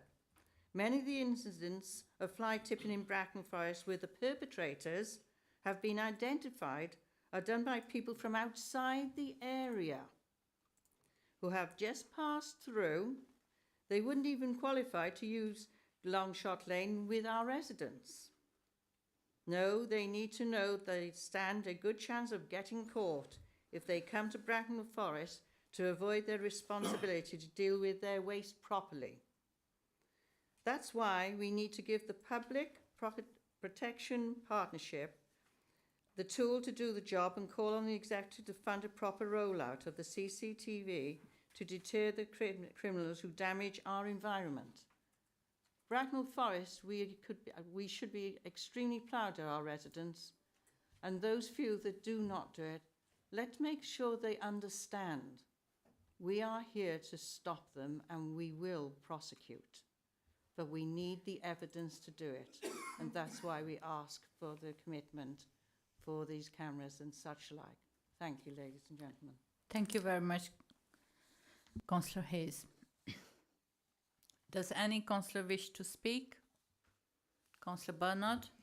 Thank you. I don't really want to repeat what's been said, but I think there are a couple of other points I want to put forward, which is helpful. I mean, the way I look at this is it's a bit like an investor save, because unfortunately some of the fly tipping that we see is very, very expensive to get rid of. You know, if it's fly tipped asbestos and things like this, you know, it's really difficult to clean up. And what gives me great confidence that if we can find a way of funding this and recognise there are lots of competing pressures, that actually I think we'd probably spend less money on doing this than it would cost us to clear up. And crucially, because we'd be in more places, as Councillor Harrison has suggested, these fly tippers won't know when they're being observed or not being observed. And why there's some real impetus behind this is because I'm not going to go into the details because clearly we don't want to actually sort of go the way. But there are ways now where the threshold of proving that a vehicle has been involved in fly tipping, if Venus on screen, is actually lower than it was. That, you know, this police officer is very able to interpret sort of forensic-like evidence of movements and things to demonstrate when things have been left. And it really is difficult because it despoils lots of the sort of more rural parts of the parishes. And, you know, I mean, it's not small scale. I mean, people might remember the Warfield caravan. Someone actually sort of abandoned a caravan down one of the country lanes. But there's something else as well. And the final point I want to make is just a general plea to our residents, and it was alluded to. If you choose to, on social media, get someone to dispose of your waste, maybe undercutting a licensed trader, and your waste is found to have been fly tipped and is traced back to you, you carry a huge amount of the responsibility for that. It is imperative, as has been said, that if you dispose of household waste and get someone to do it, please see their license to do it. Please make sure that they're legitimately doing it, because actually that's the other part of this. And I know it's difficult at the moment and people are facing pressures everywhere, but it's false economy to get sort of mates rates on something like this, because it could land you in as much trouble as the people that are actually fly tipping. But I would ask the executive to look at this, recognise there are lots of competing things there, but if we maybe look at it as an investor save, build on the back of that very successful pilot scheme, then I think actually there are two benefits. One will save the council money, but I think principally and fundamentally will increase the quality of the environment for all our residents. Thank you. Thank you very much, Councillor Bernard. Does any other councillor wishes to speak? Deputy Mayor, does any... Okay, Councillor Jeffries? I move to propose the amendment.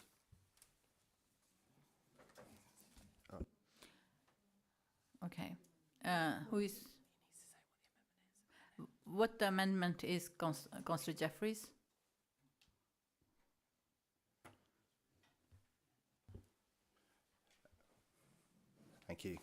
Thank you, Madam Mayor.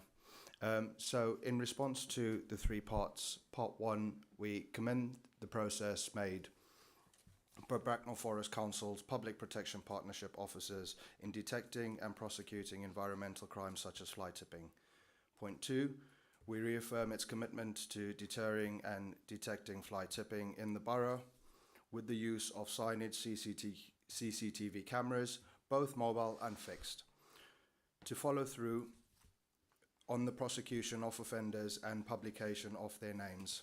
And point three, encourage residents to report it on fly tipping so more prosecutions can be intelligence-led. I can also further expand on this. No. Okay, I'll stop there.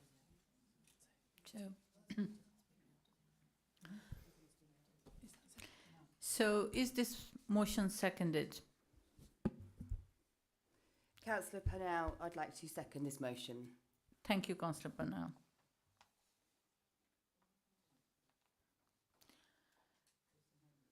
Councillor Harrison and Hayes, are you minded to accept the amendment as set out on the screen? No, Madam Mayor, I'm not. We're not. No, we're not. Okay. As you have not accepted the amendment, we will debate that amendment before voting on whether to accept it. Councillor Jeffries, would you like to speak to the motion? Yes, please, Madam Mayor. Thank you.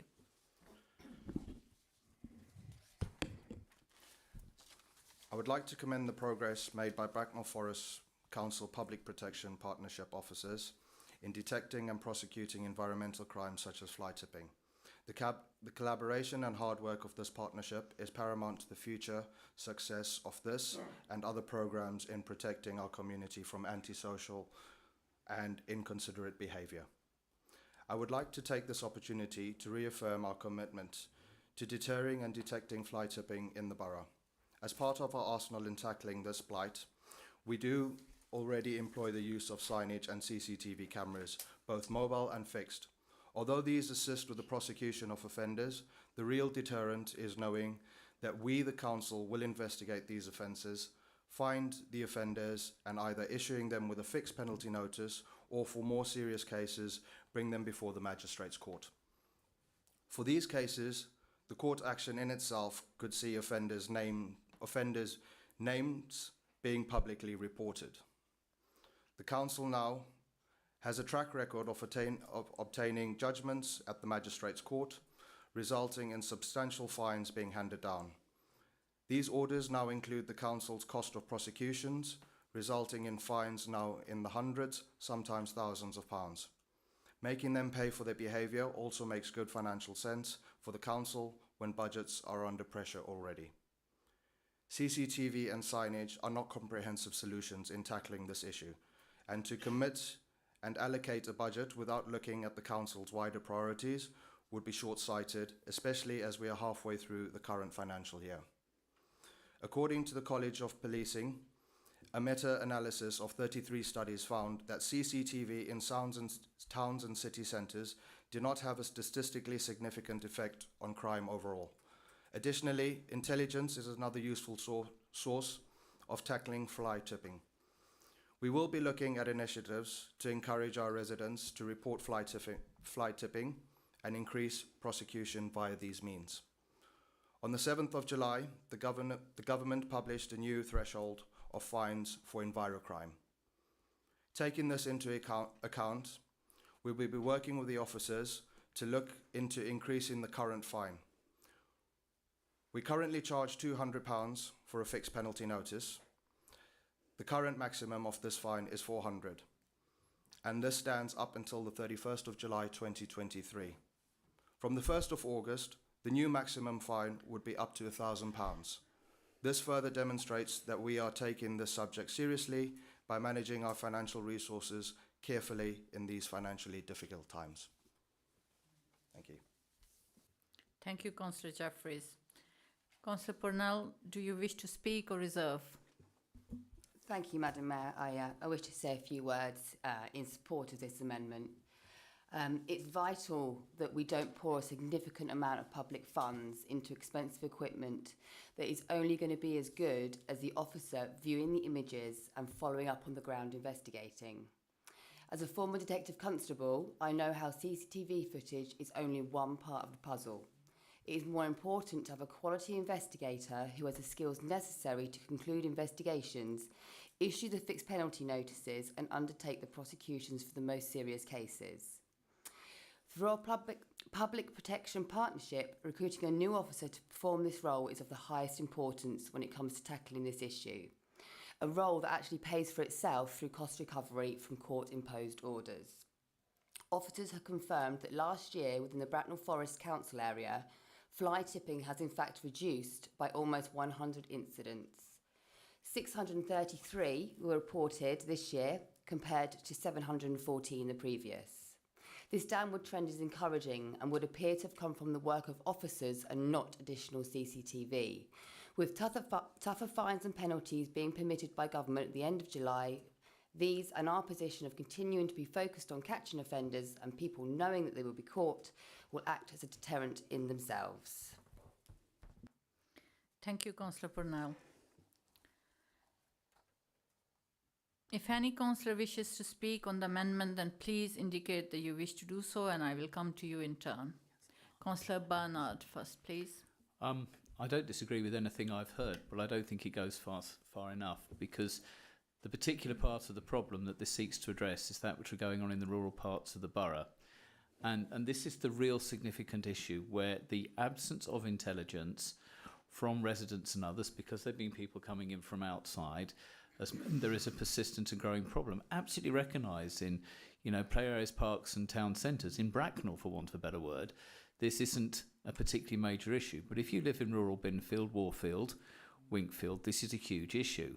And what we do know from the presentations that we've had, some in confidence from PPP, is that actually the threat that there is CCTV present down certain lanes in Warfield, Binfield, Winkfield and around there has actually deterred those people from doing it, because word gets around.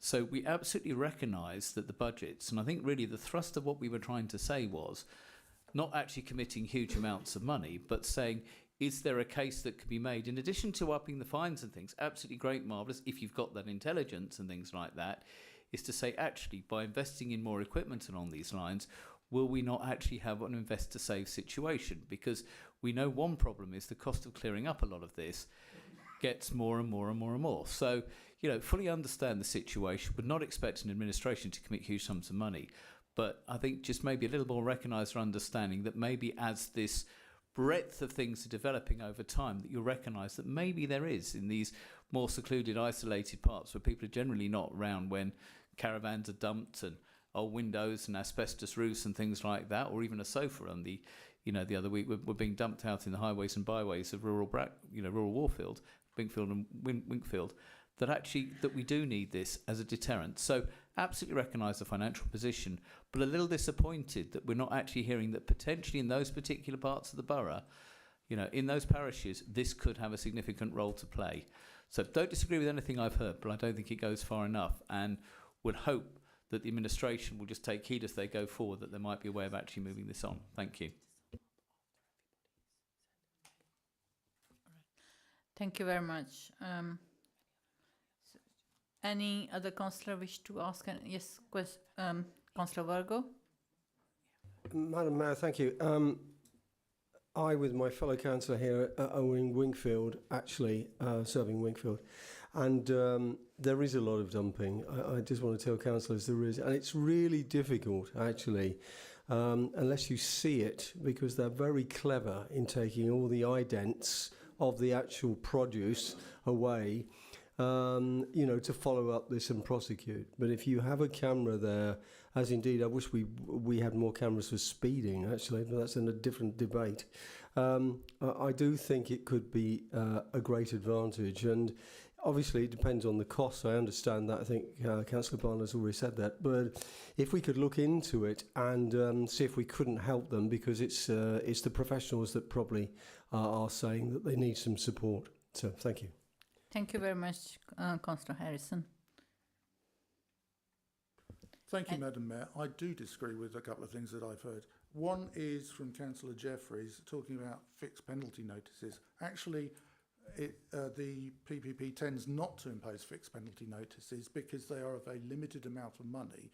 And in fact, if there is the evidence to impose a fixed penalty notice for fly tipping, there is the evidence to prosecute. And by prosecuting, we can have a much higher punishment imposed by the courts, including costs. And that's the reason we don't tend to apply those FPNs. And therefore, the increased FPN amount is not going to make any difference. If we can prosecute, we prosecute, but we need the evidence. I'm very disappointed with this alternative motion because it doesn't actually give any commitment to do anything that's not already happening. And if we want things to change, we have to change what we do. We have to step up. We have to step up the amount of surveillance that we do in areas that are fly tipping hotspots. We have to recognise the fact that people who are fly tipping are doing it at times of day in places when there's nobody about. They're not going to do it in front of witnesses. Our residents are already very astute when it comes to reporting fly tipping because they're fed up with it, we're fed up with it, we represent them, and we're going to fight for them. I think in this alternative motion, the executive is trying to wriggle out of actually doing anything new. So there are sometimes little pots of money in the council, underspends, cameras don't cost a huge amount. Just need to talk to the Public Protection Partnership about the sort of budget you would need to achieve that. Because quite often you can find that at the end of the year, in certain budgets, they're a bit underspent. There is some money available to do it. It's not a question of sacrificing other services, but it is a question of, as Councillor Barnard said, invest to save. Spend a little bit of money now and it'll save an awful lot of clearing up later.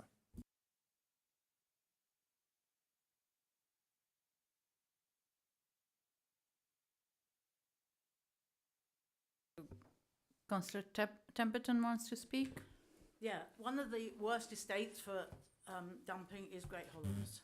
And the fly tipping is a curse on our estates as well as in rural areas.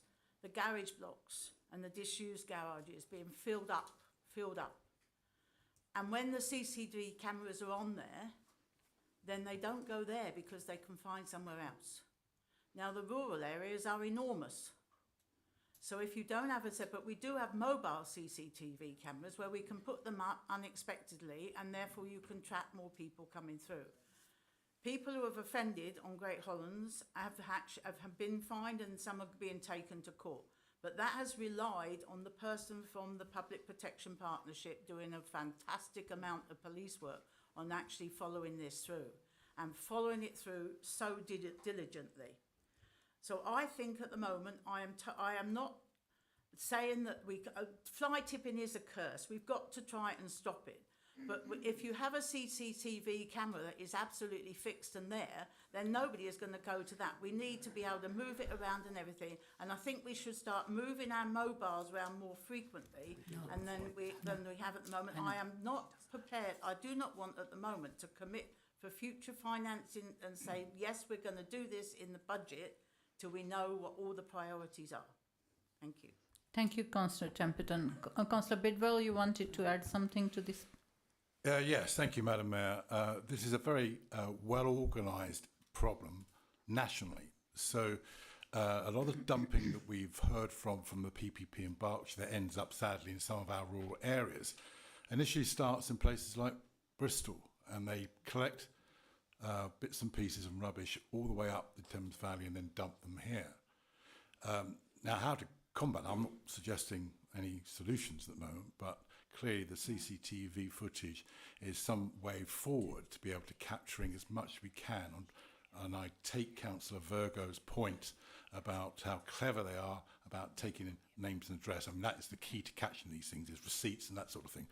But they are getting cleverer at that. So another way of being able to try and narrow down to the gangs is to be able to collect CCTV footage of vans that have number plates from various parts of the county and outside, of course. Thank you. Okay, thank you. So, Councillor Harrison, you had right to sum up, which you have already done, so I cannot allow another 5 minutes. So we'll now move on to vote, please.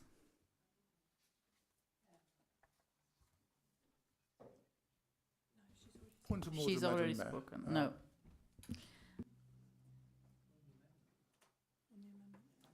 Oh, she hasn't spoken on the amendment. So she has a right? She has a right to speak on the amendment. Beg your pardon, Councillor Hayes. Yes, you have a right to speak on amendment. Yes. No one's asking for substantial amounts of money. What we're asking for is the consideration that these wireless CCTVs could be considered. You must remember, it is the general public that have been helping us with regards to speeding, with the speeding cameras as such, and going out. This is what could be helping the general public again. It deters people, and we would be doing it. There are mobile CCTVs, and that is what we're asking. Consider it. It's not the police force. They don't have the time. A lot of them aren't even there now. Shame we can't get other people to go and work with them again. Thank you. So you're going to give him. Okay. Thank you, Councillor Hayes. So, Councillor Varga, do you wish to... Sorry, Councillor Harrison, do you wish to speak?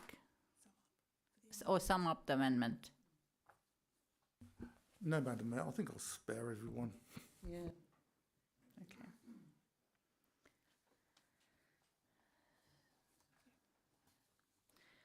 This motion is set out on screen for the vote. The Democratic Services Officer will count the votes for councillors in the room. So please make sure your hand is clearly raised. Only those in the room can vote.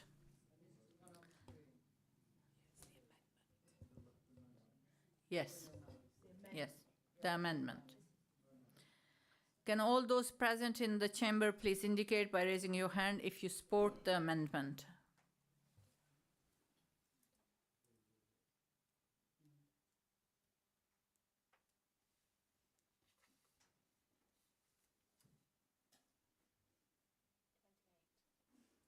Thank you. All those against?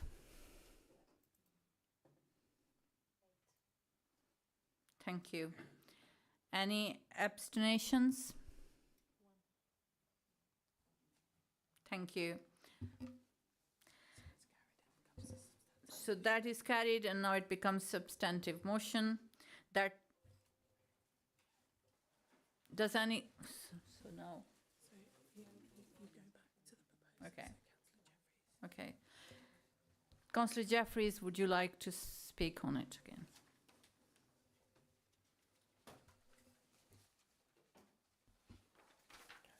No, Madam Mayor.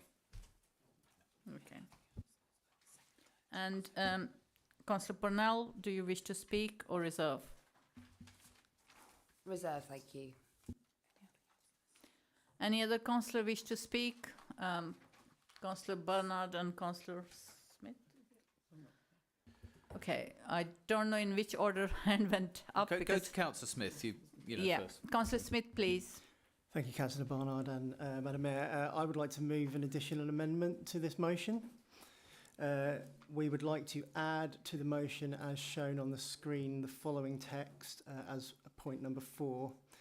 The text would read, Council commits to review of the most effective use of the funds available due to the budget underspend, with specific consideration of whether additional CCTV cameras to tackle fly tipping represents value for money for residents. Okay. Is that amendment seconded? Councillor Forrester? I'm happy to second that, Madam Mayor. Okay, thank you. We'll take a short break now and adjourn this meeting so that we can get the correct wordings for this amendment. Thank you.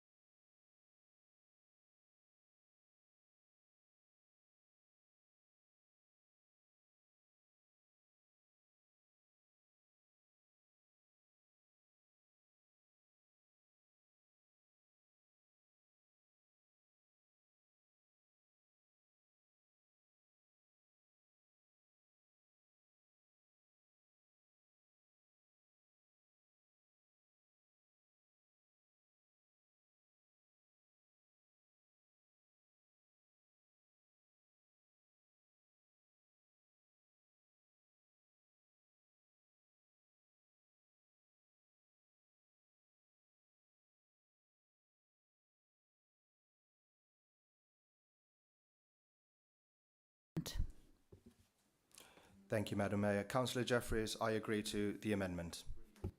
And Councillor Purnell? Yep, Councillor Purnell, I agree also. Thank you.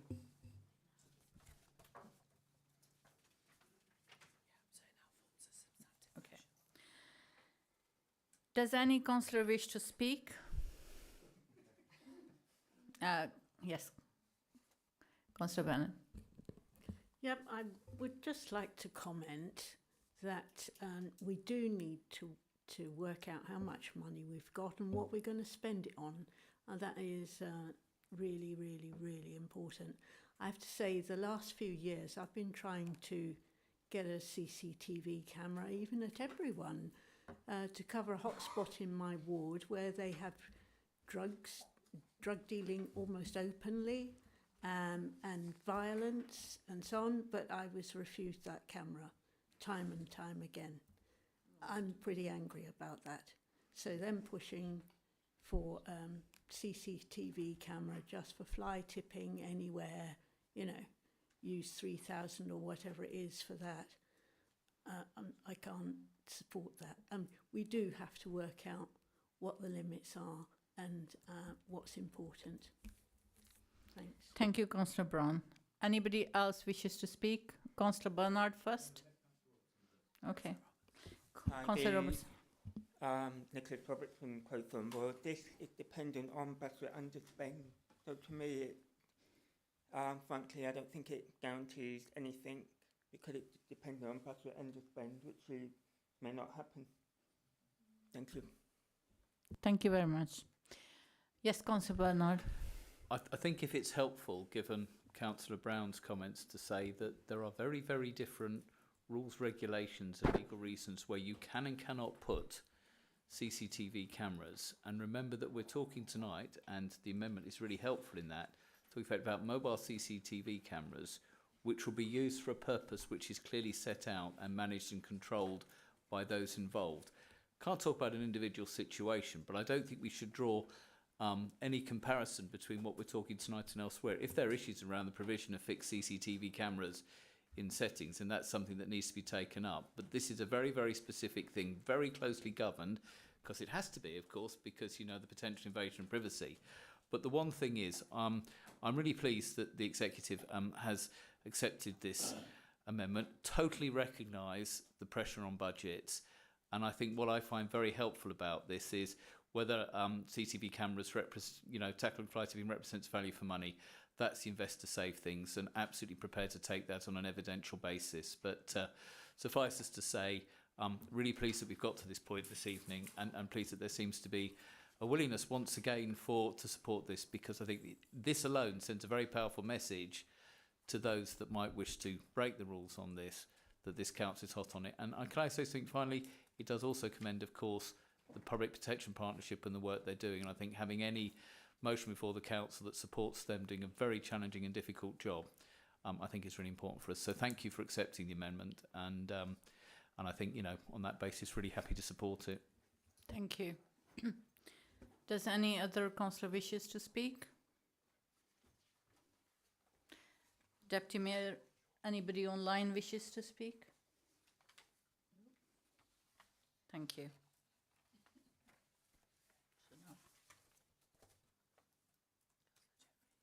Okay.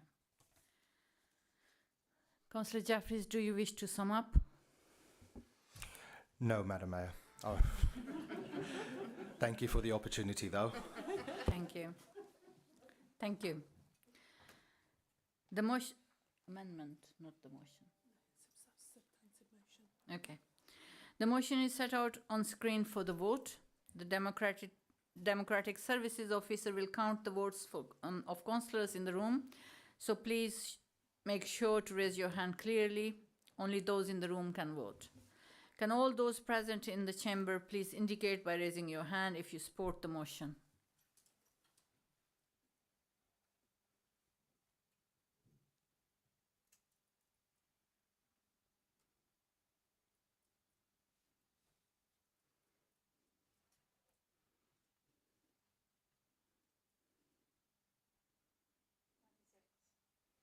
Thank you. Anyone against?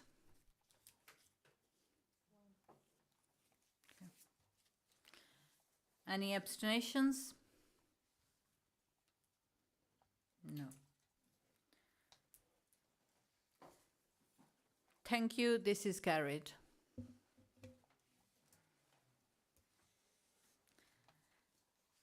That brings us to close of this meeting today, and thank you very much for everyone for attending. I now declare this meeting closed. Thank you.